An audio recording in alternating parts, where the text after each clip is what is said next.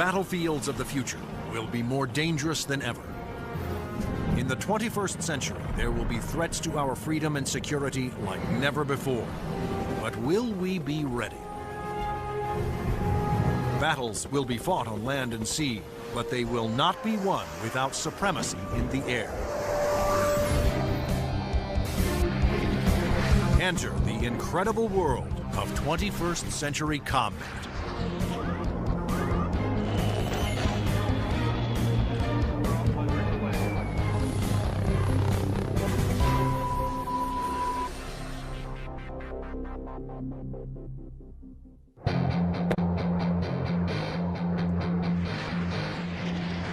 Air power is the dominant strategic force.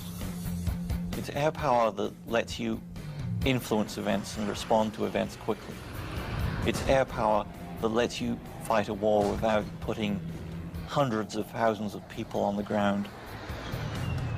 To date, Air Force F-15s have won more than 150 dogfights against enemy fighters without a single loss. And the Navy F-18 Hornet is widely recognized as the world's best carrier-based fighter bomber. But in the future, neither the F-15 nor the F-18 will be able to survive against deadly enemy anti-aircraft missiles.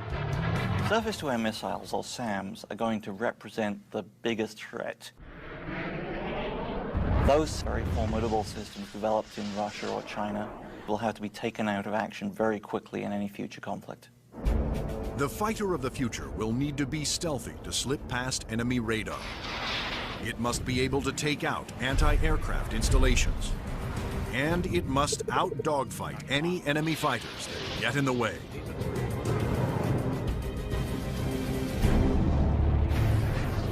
That future fighter is already here. The F-22 Raptor, the air dominance fighter of the 21st century.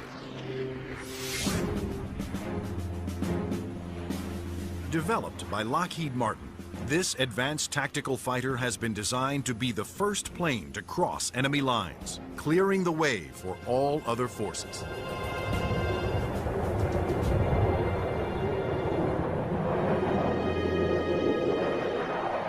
The F-22 is both an air-to-air fighter and an air-to-surface fighter, so it can drop precision weapons. That means it'll be able to go in early in a conflict, knock out all the air defenses that an enemy has, and also take out certain ground targets.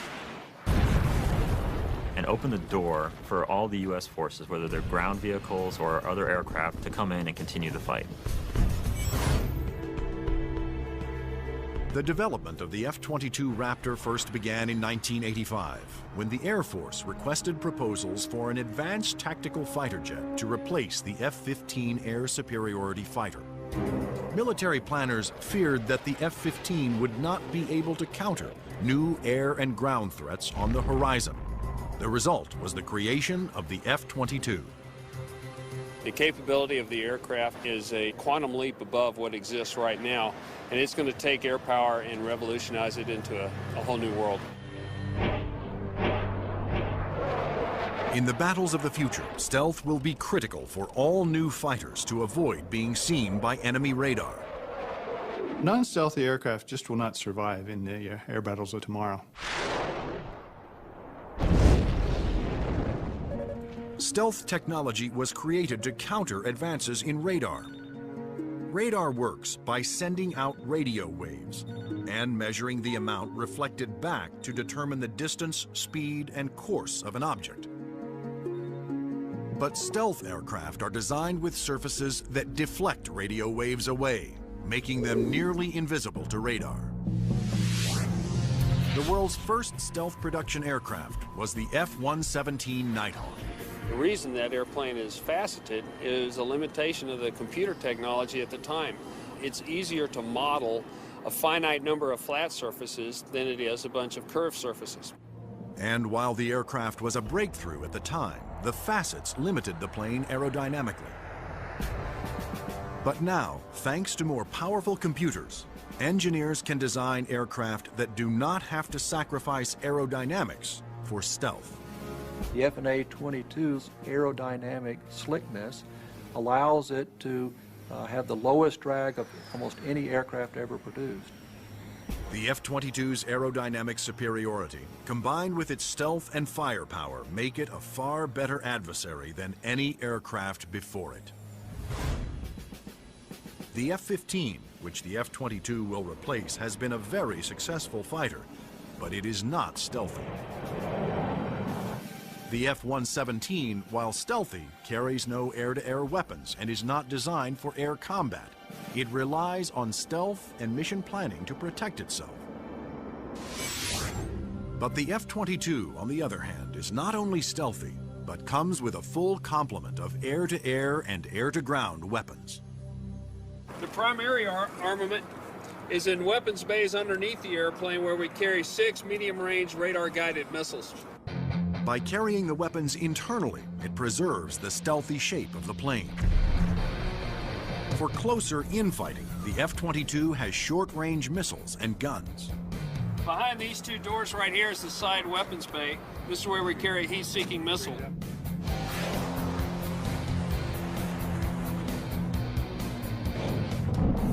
For close-in armament, the Raptor is equipped with the M61A2 cannon. The muzzle is hidden right behind this door right here. It's hidden because of the stealth characteristics of the airplane.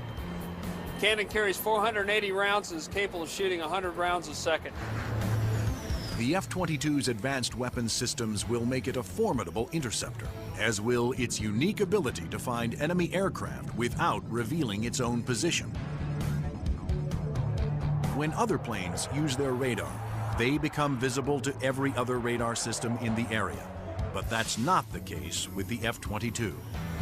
Perhaps the highest tech part of the airplane is the radome itself. Not only does the radome have to be stealthy, but it has to be able to transmit and receive its own radar signals. How the F-22 radar achieves that remarkable feat is classified.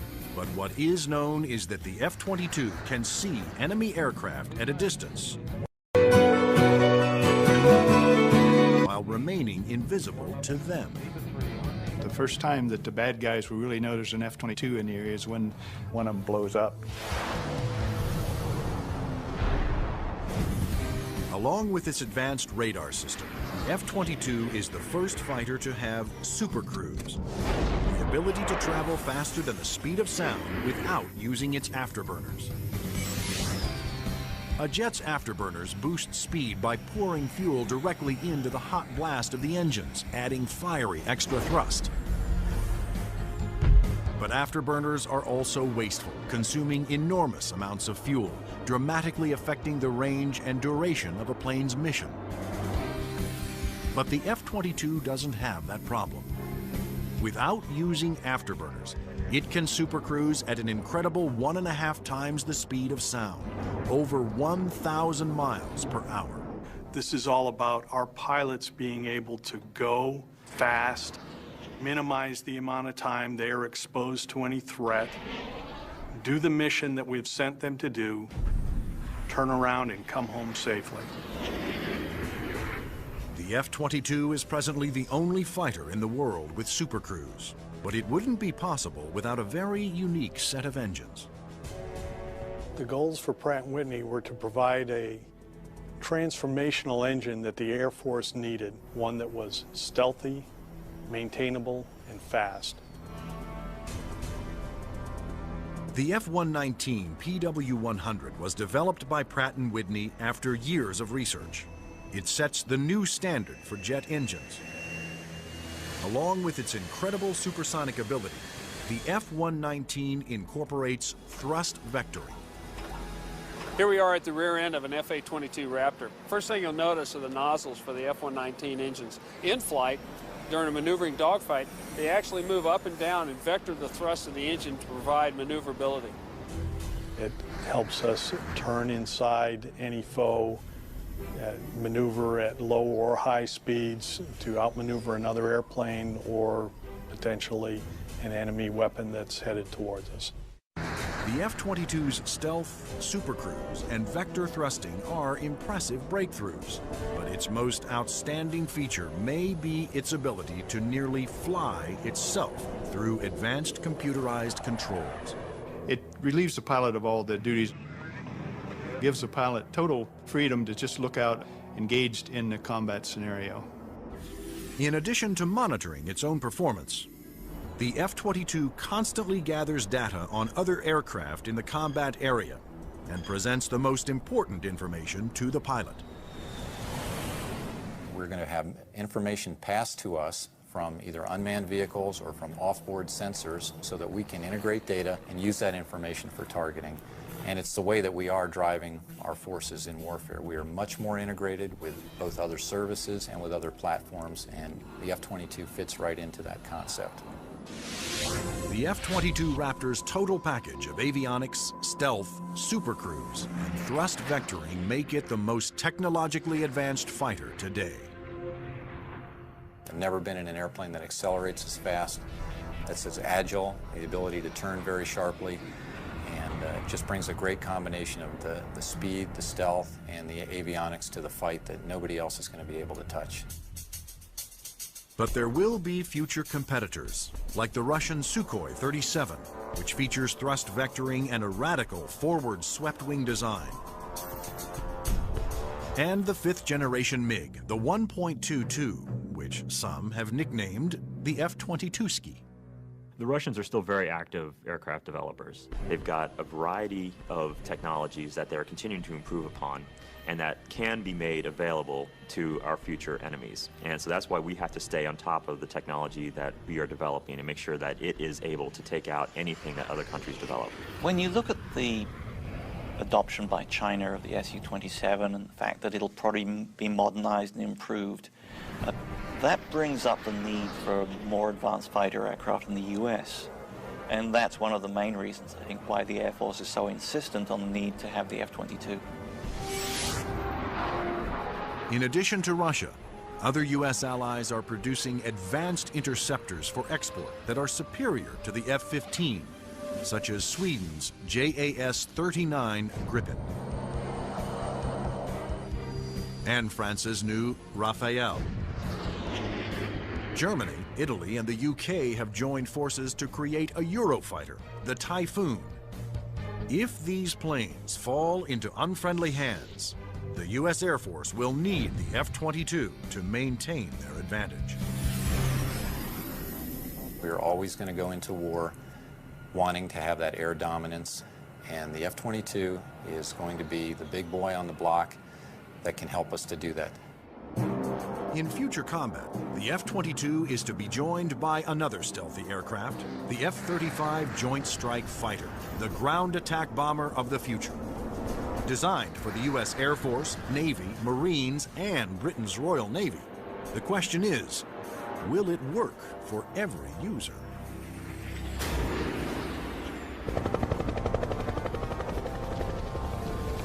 The rules of war have changed. Brute force has given way to high tech, and conventional weapons of the past will no longer be effective. In future battles, the F-22 will be the first fighter to cross enemy lines, surgically removing air and ground targets. Next in, the F-35 Joint Strike Fighter, the attack bomber of the future. It will assume the air-to-ground attack role for the U.S. military. The F-35 can carry heavy weapons externally for maximum effect. But when a smaller payload is carried internally, it is nearly as stealthy as the vaunted F-117 Nighthawk. It has a significant amount of stealth capability to allow it to be used early on in a campaign, and it has a significant amount of weapons carrying and payload capability to be used at the later stages of campaign. The threat to the airplanes may not be as significant and require that stealth. The development of the F-35 was driven by the Armed Forces' desire to save costs by creating a ground attack bomber that would meet the needs of the Air Force, Navy, Marines, and Britain's Royal Navy. Airplanes are becoming very expensive these days, and we had to do something to get the cost of these airplanes back down to a reasonable level. The F-35 is expected to cost about $40 million, one-third the cost of an F-22 Raptor. But could one basic airframe be designed to satisfy so many different military demands? Each armed service wanted a stealthy ground attack bomber. But the Marines also needed a plane with short takeoff and vertical landing capability. The U.S. Navy required a craft with larger wings, heavy-duty landing gear, and an arresting hook for carrier landings. And the wings would have to fold up to save deck space. The size and scope of the JSF program is pretty significant. The airplane is being designed to replace the F-16 and the A-10 for the Air Force, the AV-8B for the Marine Corps, and the FA-18 for the Navy. Unlike the twin-engine F-22 Raptor, the F-35 Joint Strike Fighter was designed around a single engine to keep down not only costs, but weight. A lighter plane can carry more weapons. For the Joint Strike Fighter, one of the keys of its mission is the ability to handle a large amount of ordnance and bring it to an enemy site. That all works better with a single engine.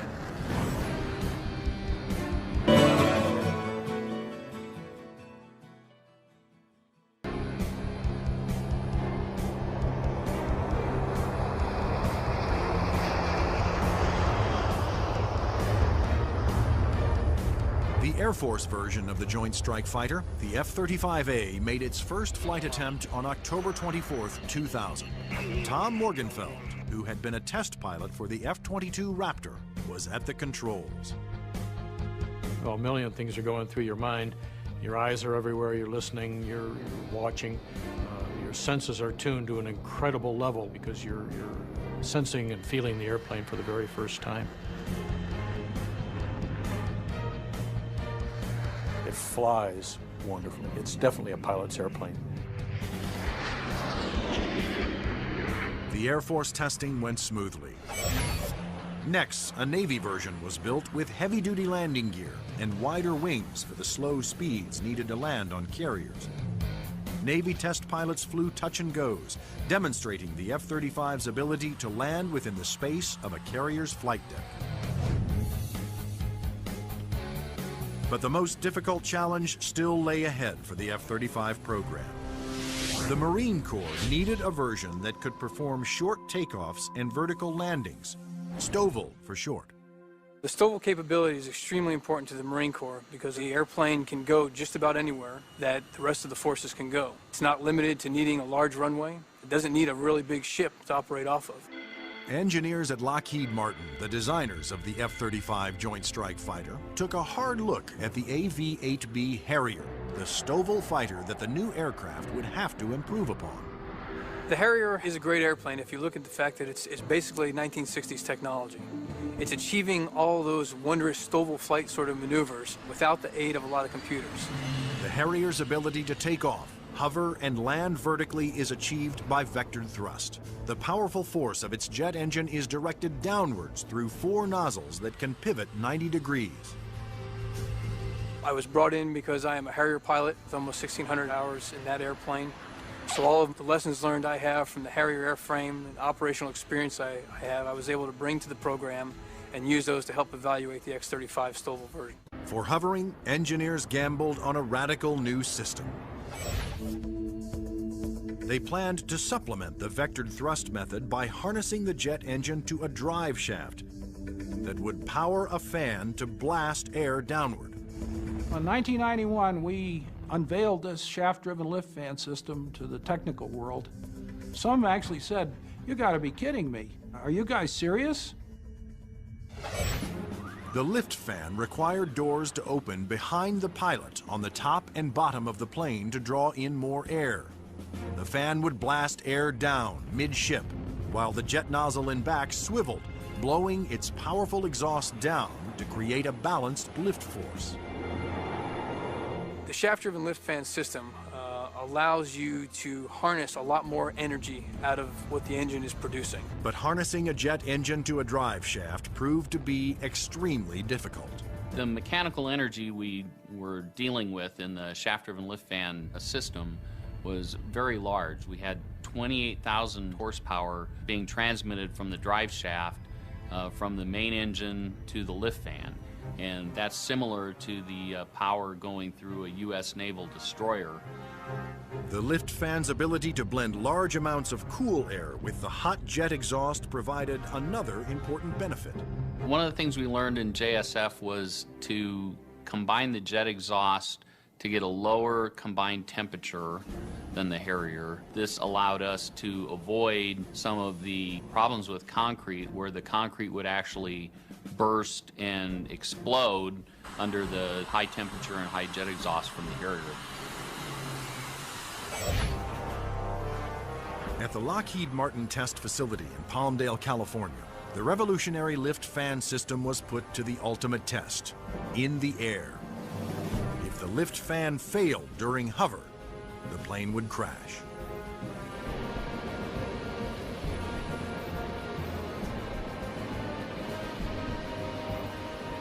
It made its first flight in 2001, and it was a complete success. And at that time, I didn't hear any more from the people who had been saying for years, this thing will never work. It worked. Now, all three versions of the F-35 for the Air Force, Navy, and Marines are being developed and further tested for mass production. The United States, Britain, and their allies are expected to order more than 4,000 Joint Strike Fighters, which will replace most American-built fighter bombers in use today. The handling qualities and performance are stunning. It really is a pilot's airplane. It sort of makes you feel like a little boy. You want to take it home and tuck it under the pillow with you at night. It's just a pilot's airplane. In future air conflicts, the F-22s will be used to establish air dominance. Then waves of stealthy F-35 Joint Strike Fighters will use their superior weapons-carrying abilities to attack other major ground targets. The Joint Strike Fighter is going to be the backbone airplane for hauling freight. It is going to be the muscle part of sustained forces.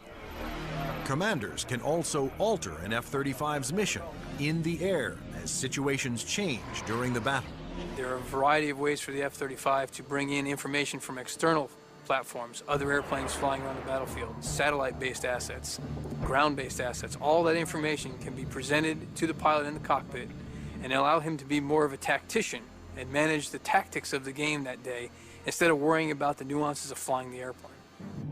The pilot's job will be to supervise the process of identifying the target and then to give consent for weapons release.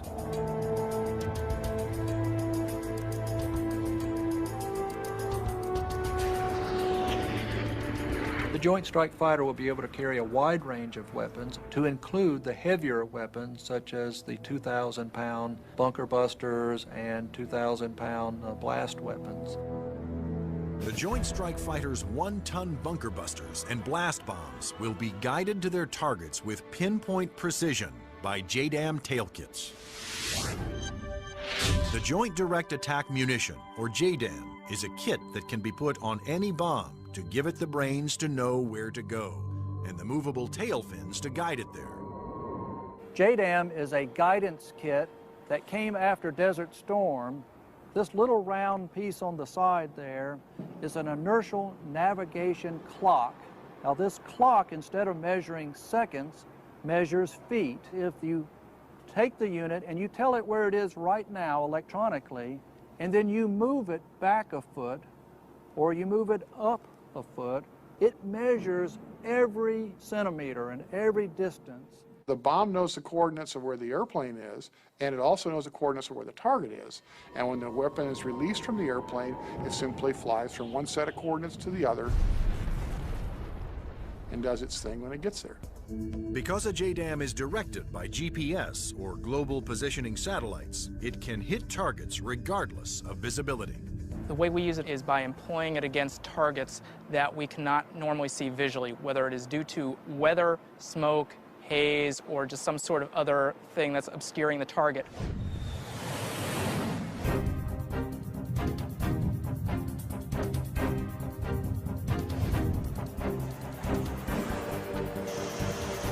As a JDAM falls, its inertial clock keeps track of its position and signals the tail to make course corrections, directing it to the target.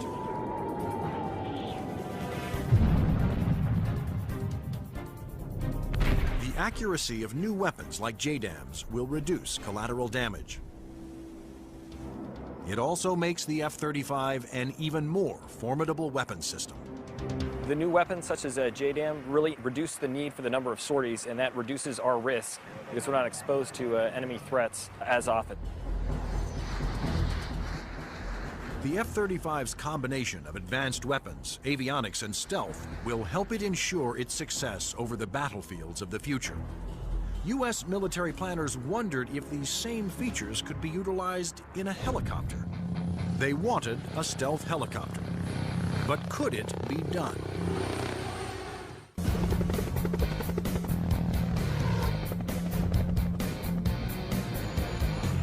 Over the last 50 years, helicopters have evolved from slow-moving multi-purpose support vehicles to fast-moving frontline attack ships. But in the high-tech wars of the future, speed alone is not enough. Information is the key. There's three elements that are critical to warfare. The ability for you to know more than the enemy, the ability to maneuver quickly around an enemy and gather more information about them, and the ability to provide precision firepower at the enemy. In future conflicts, after the F-22 Raptors and the F-35 Joint Strike Fighters have cleared the way, surveillance and attack helicopters will support ground troops as they move in to secure the area. We like to be down low where the action is, and we like to be down low where the threat can't see us. But at such low altitudes, helicopters are vulnerable to a wide assortment of ground-to-air weapons. All the simple systems, the guns, unguided rockets, the surface-to-air missiles, it's got to deal with all of that, and it's got to deal all of it effectively. The Pentagon has responded with a two-pronged strategy to counter this threat: inexpensive, expendable unmanned helicopters and stealthy manned helicopters. Unmanned helicopters will be primarily used for surveillance and for gathering targeting information. Fire Scout, designed by Northrop Grumman, was specifically developed to take off and land on Navy ships. However, the key to creating a successful manned helicopter for future combat is to make it stealthy like the F-22. But the question is, can it be done? Achieving stealth in a helicopter is different from stealth in a fixed-wing aircraft.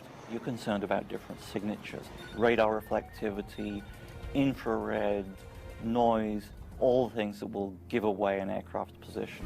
Those signatures, like heat, smoke, and sound, put helicopters and their pilots at serious risk over the battlefield. All the small shoulder-fired missiles, which are very effective against helicopters, are heat-seeking infrared systems.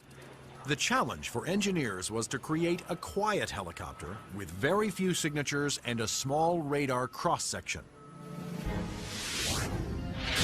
And that's exactly what Sikorsky has done with the new RAH-66 Comanche. In the Comanche, with all the stealth capabilities, we can defeat the radar threat. We can defeat the guy with the shoulder-launched heat-seeking missile. And from the guy popping up in the tree, our agility defeats him. Our small size, our quiet acoustic signature defeats him. Often the first thing you hear from a helicopter is the sound of the wake from the main rotor hitting the wake from the tail rotor. In the Comanche, the fan tail is shrouded, so there is no interaction between the fan blade tips and the main rotor tips, and it's also canted slightly. And those all contribute to reducing the acoustic signature. Engineers also experimented with the main rotor to find a quieter design. If you look at a Comanche, it's got a 5-blade rotor, and what that does is it cuts down the normal chop, chop, chop sound from a helicopter into a more discreet whir that kind of blends into the background. Reducing the heat signature of a helicopter is also essential to making it more survivable. When you look at a Comanche, the first thing you ask yourself is, where's the exhaust? Where does all this hot air get out of the engine?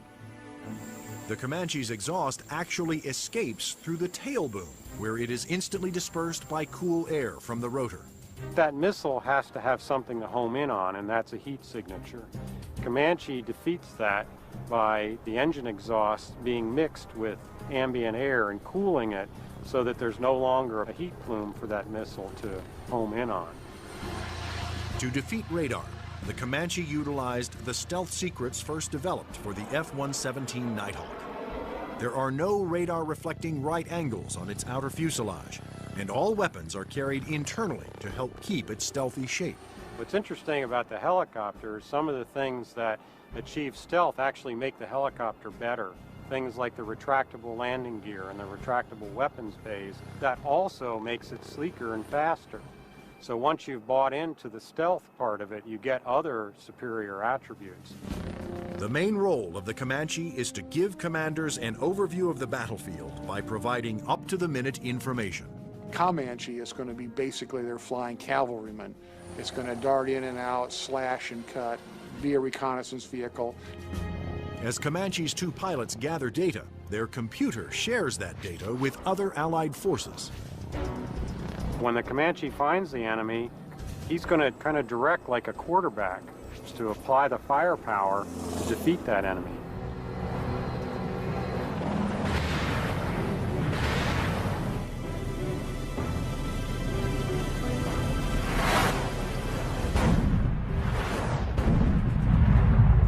Engineering advances have also made the Comanche one of the easiest and most forgiving helicopters to fly.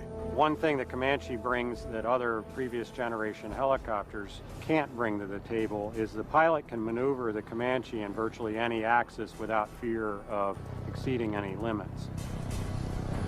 Although it will be used primarily for reconnaissance, the Comanche will also be armed for self-defense. The Comanche is capable of carrying a wide array of weapons, all the way from guided missiles using a laser guidance system, heat-seeking missiles, which would be more of an air-to-air weapon, or unguided rockets, and also the latest Hellfire is pretty much a fire and forget. In addition, Comanche's pilots can ask Allied aircraft to fire missiles their way, and can then take over and guide those missiles to their targets.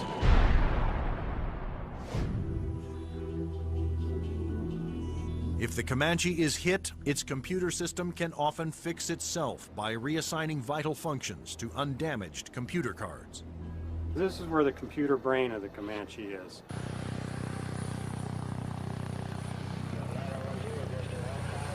In support of its reconnaissance mission, Comanche can control as many as 5 unmanned aircraft. When the Comanche may be employed, it may have little vehicles that it launches out, so it has its own little eyes over the hill so it can see what's going on without putting itself at risk. In addition to launching its own unmanned air vehicles, Comanches may be aided on the battlefield by swarms of LOCAS, small intelligent missiles with their own computer brains. It's about 31 inches long, weighs a little over 100 pounds, carries a single warhead, has a laser radar. In other words, it has a scanning laser beam that generates pictures. The LOCAS also communicate with each other and cooperate in searches and attacks. You could have a swarm of LOCASes, each of which has its own eyes, each of which is thinking, but each of which is communicating with each other. Send that imagery back to the operators who could either use these as surveillance probes or, in fact, as weapons themselves. Weapons like LOCAS reflect the trend toward electronically linking all Allied forces and weapons so that information can be shared and used by all. By networking aircraft over the battlefield, with surveillance platforms and other weapons systems, commanders can quickly change missions to take advantage of up-to-the-minute information. The key to the air battle of the future is not necessarily stealth, speed, or firepower. It's going to be information. Unmanned air vehicles, or UAVs, will provide a large part of that information while flying long-duration surveillance missions. So, will the Air Force of the future have no pilots? Since the very first use of airplanes in war, military planners have looked for ways to make aircraft more effective and more lethal. Once so secret their very existence was denied by the government, Unmanned Air Combat Vehicles, or UCAVs, are now poised to take the preeminent role in 21st century air combat.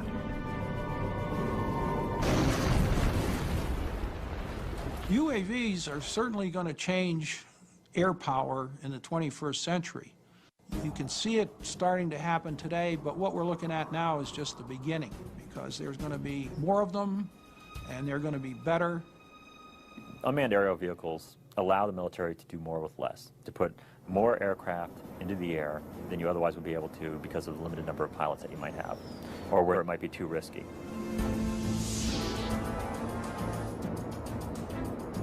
In the future, aircraft that have no pilots on board will carry out the most dangerous combat missions. Today, unmanned air vehicles, or UAVs, are already taking over the role of long-duration surveillance. UAVs don't have mothers. You lose a UAV in combat and nobody bats an eyelid. One of the earliest surveillance UAVs was the Predator. It was developed in the early 1990s. When you look at Predator, basically they start off as being long-endurance systems that can really persist over the battlefield. In Afghanistan, Predators provided critical real-time intelligence. And it was there that a Predator made an amazing transformation from surveillance to armed aerial attack. Fired a Hellfire missile, an Al-Qaeda convoy, and destroyed one of the vehicles in there. And at that point, it crossed the line from an unmanned aerial vehicle into an unmanned combat aerial vehicle. Today, the new Predator B can carry up to 10 Hellfire missiles. Of course, its primary mission is still what the military refers to as ISR, or Information, Surveillance, and Reconnaissance. It's basically a poor man's satellite. I mean, you can bring it in and let it dwell in an area. UAVs transmit important visual information to battlefield commanders via satellite or other data links. Once targets had been located, identified, and cataloged, these could be disseminated to other weapons or weapon systems. Reconnaissance UAVs have multiple ways of conducting surveillance. On clear days, they use specially stabilized optical lenses that can zoom to high magnification. At night, they use infrared, and under adverse conditions, they use synthetic aperture radar to pierce the thickest clouds, sandstorms, or oil field smoke. When the radar is reflected back, it can also be used to create a 3D image of objects. If the enemy chooses to use countermeasures or decoys or deception techniques, having to beat 3 systems is a lot harder than 1. The success of the Predator paved the way for the development of an even more advanced high-altitude jet-powered UAV by Northrop Grumman. It's called the Global Hawk, but unlike the Predator, it was designed to take off, fly its pre-programmed mission, and land all on its own, thanks to the GPS, or Global Positioning Satellite System. The Global Hawk is basically a much larger version of the Predator.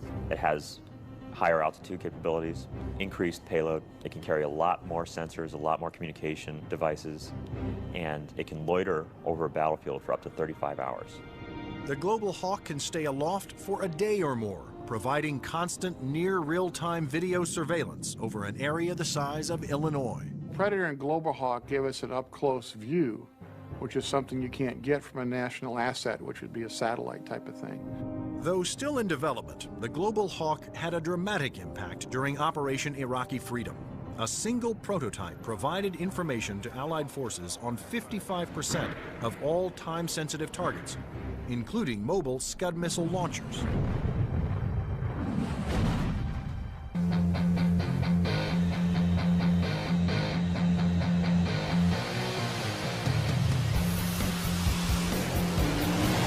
Like the Air Force, the Navy wanted its own autonomous UAVs.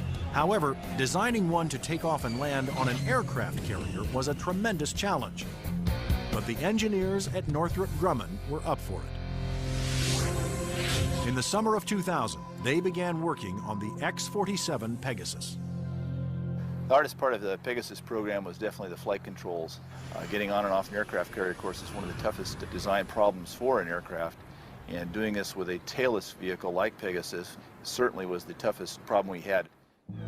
That problem was solved by using 6 innovative surfaces to make the plane climb, descend, and turn. This surface just rotates up. The elevon, of course, both up and down, and then there's another inlay on the lower surface as well. The first flight of Pegasus, the demonstration was very, very successful. It lasted approximately 12 minutes. There was no human in the loop. But could Pegasus, without any human assistance, land within the tiny space between the arresting cables of an aircraft carrier? The engineers came up with an ingenious way to find out. And we actually glued a small paintball down under the bottom of the hook so we could get a clear touchdown point. That was quite an achievement that we're very proud of. The Navy will use its stealthy UAVs to get targeting information for its guns, missiles, and fighter aircraft.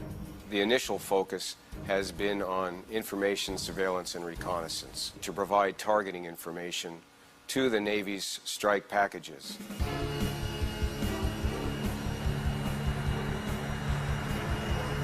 But many future UAVs, such as Boeing's X-45 unmanned bomber, will be heavily armed. Although flying pre-programmed missions, armed UAVs will still need human permission to fire. It has to know where friendly forces are on the ground, where civilians might be, where collateral damage, i.e. hitting a church or a mosque, might be an issue. So there is an element that we always retain where the human in the loop is important. You can have a weapon that's doing its own surveillance and has its own ability to engage a target. And that gives you a level of dominance that we're just emerging on right now. In the not-so-distant future, there will be even more radical aircraft and airborne weapons systems. Everything from electromagnetic pulse weapons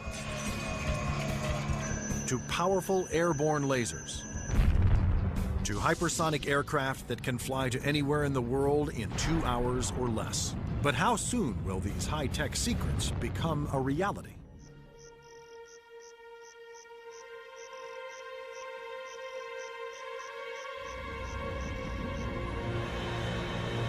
The enigmatic F-117 stealth jet flew in secret for 10 years before its existence was revealed to the public. Some of the unclassified projects that are acknowledged by the Pentagon seem more like science fiction than reality. The military is designing a weapon system designed to neutralize an enemy encampment or factory without destroying it and scattering nuclear, biological, or chemical materials. Electromagnetic pulse, or EMP weapons, will blast a highly concentrated magnetic field towards its target, overloading and destroying any electrical components. The small electromagnetic pulse weapons offer some pretty startling capabilities. You can essentially completely destroy an enemy's electronic infrastructure in a very precise way. You can fly over a small facility, only a couple of acres, fire it, and suddenly none of their computers work, none of their weapons work, none of their electronics at all will work. Researchers are also experimenting with an airborne chemical laser. An entire aircraft has been turned into a chemical energy plant that points that laser at a target and burns through missiles. This aircraft will fly at higher altitudes and will primarily be used for Scuds or for ballistic targets that would be fired from one country to another.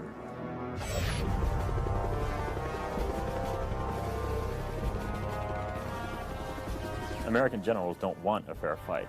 They want their equipment to be the absolute best in the world so that whatever they come up against, they can defeat it quickly and efficiently. The battlefield of the future will continue to be a dangerous place. But military planners believe that the key to maintaining the security of the United States is to develop the weapon systems of tomorrow, today.